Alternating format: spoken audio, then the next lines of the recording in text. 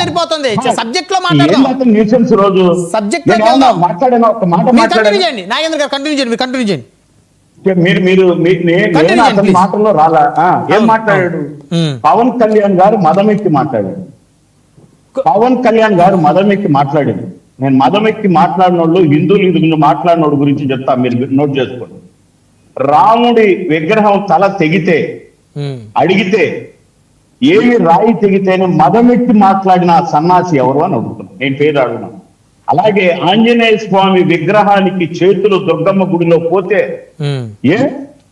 ఏం పోతే ఏం పెద్ద ఎక్కువ అని మాట్లాడిన మదమెక్కిన వాళ్ళు నిజంగానే చూపించారు కదా ఆంజనేయ స్వామి రాముడు వాళ్ళు ఏ పరిస్థితుల్లో ఉన్నారో ఈ రోజు.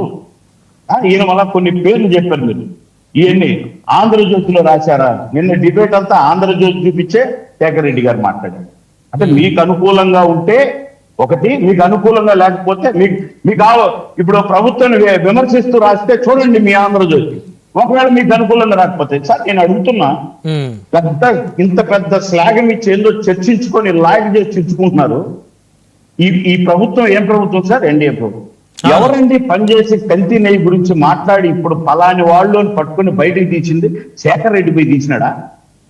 వైసీపీ నాయకులు పోయి పెట్టినారా? ఇప్పుడు ఈ ప్రభుత్వం గవర్నమెంటే కదా, అప్రిషియేట్ చేయాల్సింది పోయి ఏందో అది జరిగింది ఇది జరిగింది మాట్లాడితే జరగలేదు అనేది మొదటి రోజు నుంచి వినండి సార్. జరగలేదు దాందే నేషనల్ మీడియా నుంచి సామాన్య వీధి మీడియా వరకు నవ్వుతున్నారు ఆయన చెప్పిన సమాధానం వల్ల. నాయకులు గడ్డి సరిగ్గా మేయకపోతే నీకు కూడా కల్తీ అవుతుందని మీరు చూడడం లేదా? మీ సోషల్ మీడియాలో ఒక బొమ్మ గడ్డి వేదలు కానీ అది కానీ గడ్డి సరిగ్గా మేయకపోతే కల్తీ కూడా నెయ్యే అవకాశం ఉంది అని ఈ సైంటిస్టులు చెప్తున్నారు. నేను అడిగేది ఏంటంటే ఎన్డీఏ ప్రభుత్వం చాలా చిత్తశుద్ధిగా ఉంది. మొన్నటి తనకు ఏమన్నారు? రమ్మనండి పవన్ కళ్యాణ్, ఎక్కడ ఉన్నది లడ్డు, ఏమైంది లడ్డు అని. వచ్చిన తర్వాత ఏదో అంటే కాకమ్మ కథలన్నీ చేసుకొచ్చి స్టోరీలు చెప్తాను. మనకెందుకండి? శేఖర్ రెడ్డి గారికి ఎందుకు, నాగేంద్రకి ఎందుకు? చిట్టు తన పని తను చేసుకొని పోతుంది కదా. ఏందో ఇప్పుడు మొన్నటి కనుక నా దగ్గర డేట్లు చెప్తున్నాడు, నా దగ్గర ఉన్నాడు, తర్వాత అక్కడ ఉన్నాడు. ఇప్పుడు మాకు ఏం చేస్తున్నారు?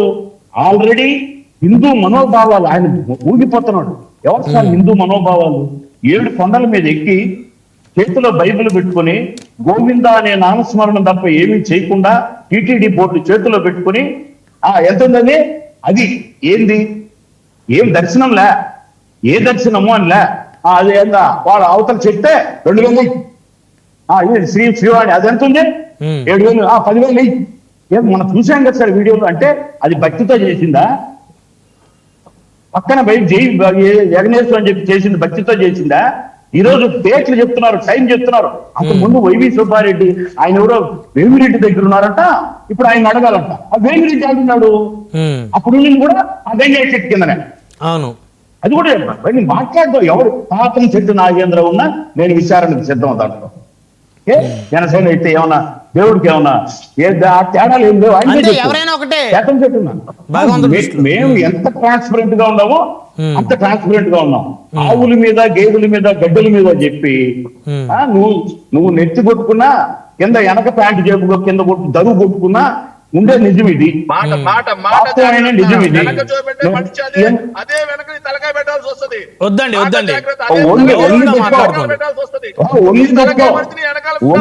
నేను మాట్లాడితే నేను రాలా. నువ్వు వచ్చితే మదం ఎక్కిందని మా నాయన మదము నువ్వు ఎక్కి నరాన్ని బట్టి మాట్లాడుతున్నా. నీకు నీ నరాలు తీసి నీ మదం తగ్గిస్తా. భాష కాదు, భాషలో మాట్లాడుతున్నా. చక్కగా సబ్జెక్ట్ మాట్లాడుకున్నావు, సబ్జెక్టే మాట్లాడుకుందాం దయచేసి.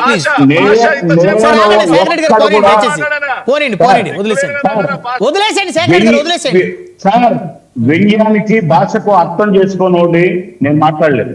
వ్యంగ్యంకు భాషకు నేను ఎక్కడ తప్పు మాట్లాడాలా, బూతు మాట్లాడాలా. నోటితో నవ్వరు అంటారు అంటే ఇదంతా నవ్వుతారని నేను చెప్పరా?